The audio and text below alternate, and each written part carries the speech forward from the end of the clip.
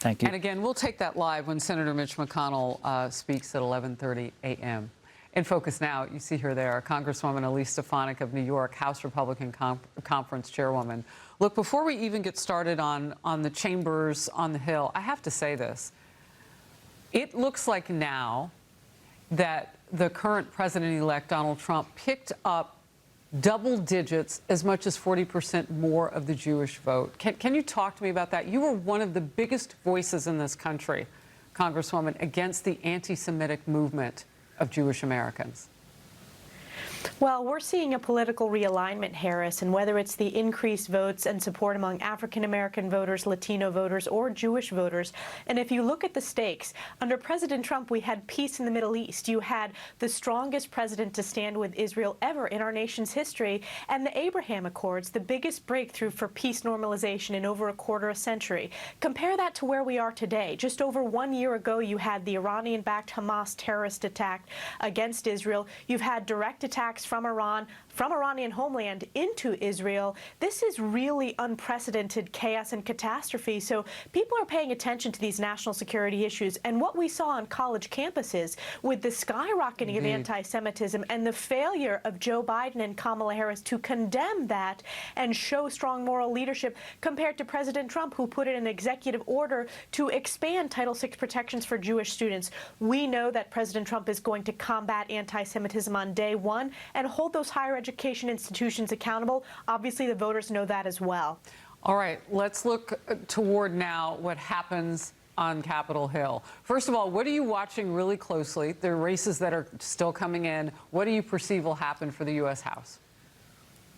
Well, I am optimistic that we will pick up seats in the House, and here's why. If you look at President Trump's performance in carrying Senate candidates over the line, there is no modern-day candidate of either party who turns out voters more effectively than President Trump. So we feel very optimistic that we're going to pick up seats. I'm watching the Maine seat, where President Trump did very well.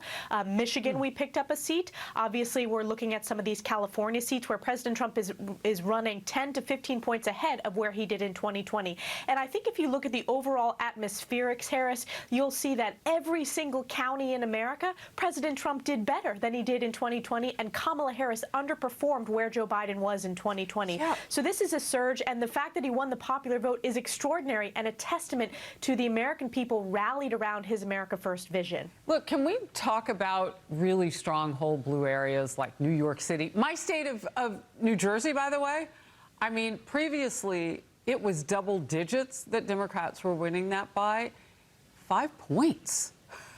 I mean, 5 points for Kamala Harris to take the cobalt blue state of New Jersey and then New York City. And President Trump leaned in. Remember, the mainstream media smeared him for having that Madison Square Garden rally, for campaigning on Long Island, in the Bronx, and that paid off. President Trump understood that what is happening in this country, whether it's the crime crisis, the inflation crisis, the border crisis, which is not just impacting the states along our southern border, it's impacting all of these blue states that have sanctuary city policies. He hit a nerve in terms of understanding the American people are fed up with single-party Democrat rule that you have in these traditionally blue states. That's why you see him perform in states like New York, the strongest Republican presidential candidate since Ronald Reagan. So this is a real political realignment, and it's a tectonic shift. The Democrats' failed policies and their radicalization, whether it's defund the police, woke DEI agenda in our schools, that's not where the vast majority of the American people are. President Trump understood that, and he did well in all of these states for a reason. And he made people feel like they were heard. I mean, his trip to Harlem. You just take a look at some of the things that he did in a Democrat stronghold. And hopefully those people today feel like they are still being heard, because we have to bring the country together. Congresswoman, thank you.